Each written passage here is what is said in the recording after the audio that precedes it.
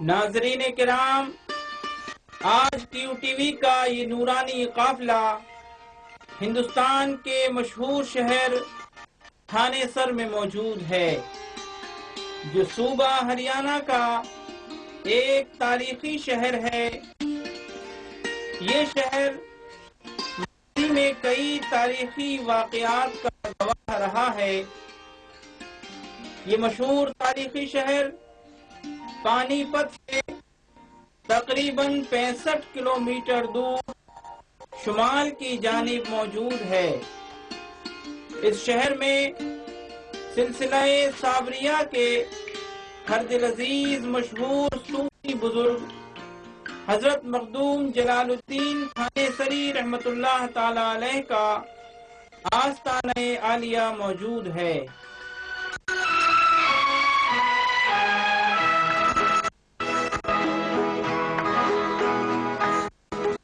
اے خدائے پاک رب الکریم، کہہ کے بسم اللہ رحمان الرحیم، کہہ کے بسم اللہ رحمان الرحیم، سر جھکاتے ہیں تیرے دربار میں، ہم تو خادم ہیں تیری سرکار میں۔ آپ کا نام شیخ جلال الدین ہے اور والد کا نام قاضی محمود بلخی رحمۃ اللہ تعالی علیہ ہے۔ آپ کے والد شہر بلخ سے جس وقت ہندوستان میں وارد ہوئے، اس وقت آپ کی عمر شریف محض 7 برس کی تھی، مگر حافظ قرآن ہو چکے تھے۔ پھر 17 سال کی عمر میں آپ نے علوم شریعت سے فراغت حاصل کر کے فتویٰ نویسی شروع فرمائی تھی۔ آپ بےحد عابد و زاہد شخص تھے اور اتباع شریعت کے بڑے پابند تھے، لیکن خدائے ذوالجلال نے آپ کو نہ صرف شریعت بلکہ طریقت و معرفت کا بھی امام بنانا منظور فرما لیا۔ اس لیے حضرت شیخ عبد القدوس گنگوہی رحمت اللہ تعالی عنہ کو اشارہ غیبی ہوا کہ ہم نے جلال الدین کو تمہیں بخشا، اسے اپنا مرید کرو۔ تو عارف کامل حضرت شیخ عبد القدوس گنگوہی رحمۃ اللہ تعالی علیہ، جو اپنے وقت کے بڑے عارفین میں شمار کیے جاتے تھے، جب آپ کو یہ اشارہ غیبی ملا تو آپ نے تھانے سر کا رخ کیا۔ جس وقت کامل حضرت شیخ عبد القدوس گنگوہی رحمت اللہ علیہ تھانے سر میں وارد ہوئے، تو اس وقت حضرت شیخ جلال الدین رحمت اللہ تعالی علیہ اپنے مدرسے میں طلباء کو درس دے رہے تھے۔ حضرت شیخ عبد القدوس گنگوہی رحمت اللہ علیہ آپ کے مدرسے میں آ کر ایک گوشہ میں بیٹھ گئے، اور جب شیخ جلال الدین علیہ الرحمہ نے تدریس سے فارغ ہو کر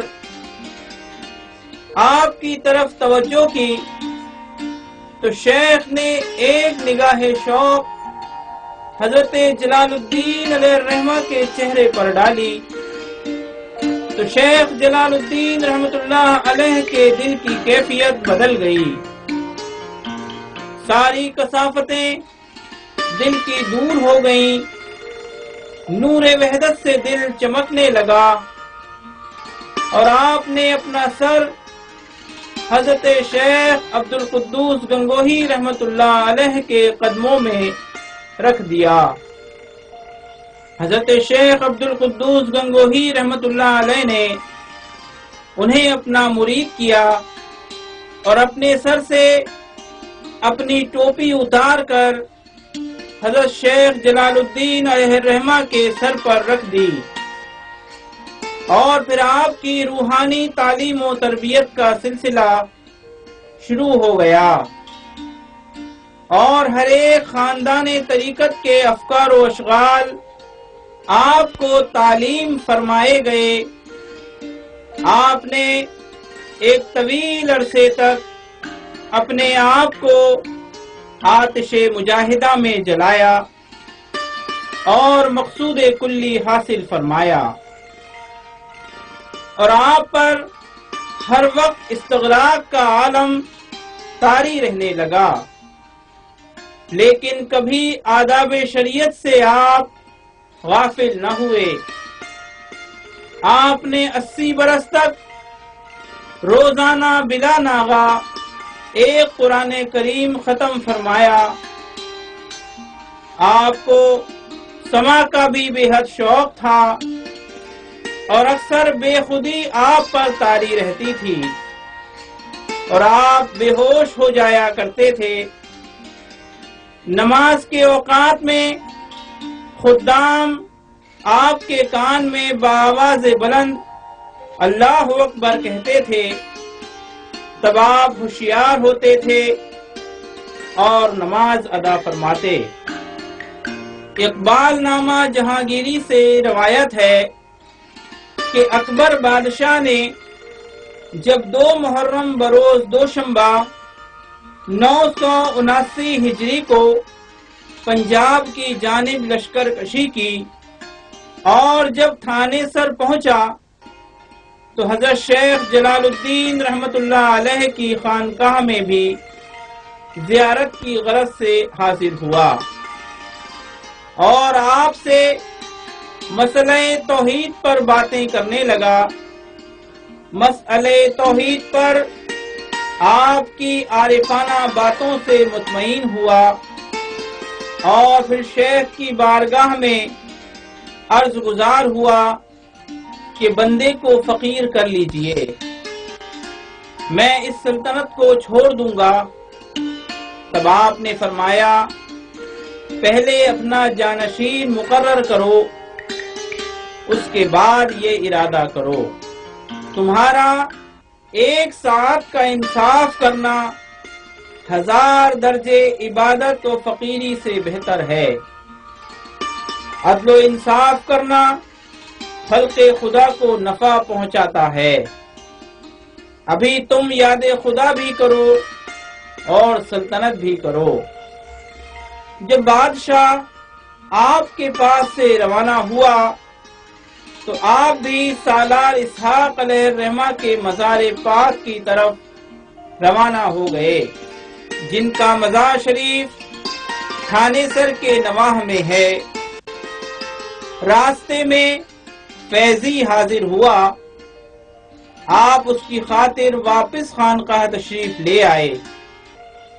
ناظرین کرام، شیخ جلال الدین رحمت اللہ تعالی علیہ فی الواقع ولایت کے اس اعلیٰ مقام پر فائز تھے کہ دنیا اور اہل دنیا کی آپ کی نظر میں کوئی وقت نہ تھی۔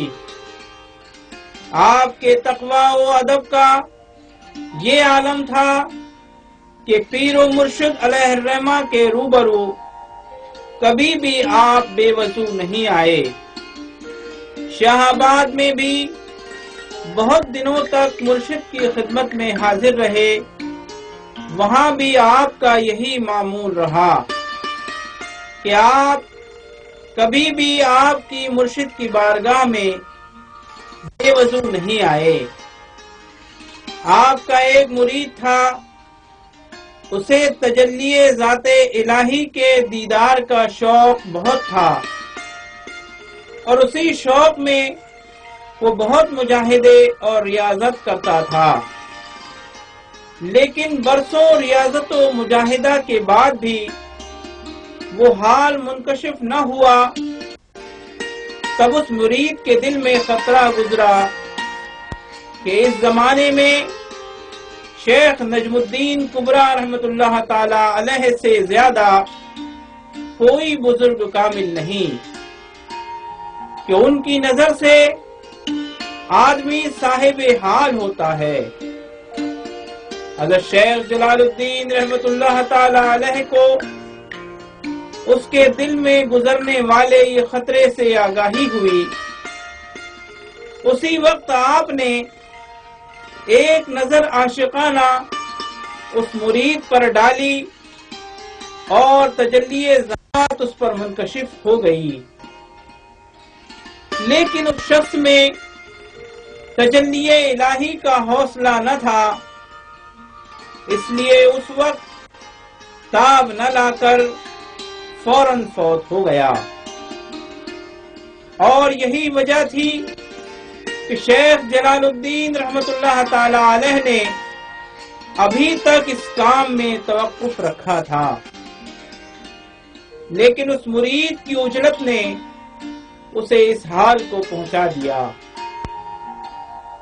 حضرت شیخ جلال الدین تھانیسری رحمت اللہ تعالی علیہ کے مکتوبات ارشاد الطالبین کے نام سے مشہور ہیں۔ حضرت شیخ جلال الدین رحمت اللہ تعالی علیہ نے اپنی وفات سے چند دن پہلے تمام امانتیں جو خواجگان چشت کی تھیں اور خرقہ خلافت اپنے ایک منظور نظر خلیفہ حضرت شیخ نظام الدین بلخی کو مرحمت فرمائیں اور 14 ذی الحج 989 ہجری میں مقام تھانیسر میں آپ نے وصال فرمایا۔ آپ کا مزار مبارک آج بھی انوار و تجلیات کا مرکز ہے۔ آپ کے چند مشہور خلفاء ہیں، جن میں ایک شیخ نظام الدین بلخی ہیں، جو آپ کے بعد صاحب سجادہ ہوئے اور وہ آپ کے برادر زادہ اور داماد بھی تھے۔ ان کا مزار پاک بلخ میں مرجع خلائق ہے۔ آپ کے دوسرے خلیفہ شیخ عبدالشکور رحمت اللہ تعالی علیہ ہیں، جو آپ کے برادر حقیقی بھی ہیں۔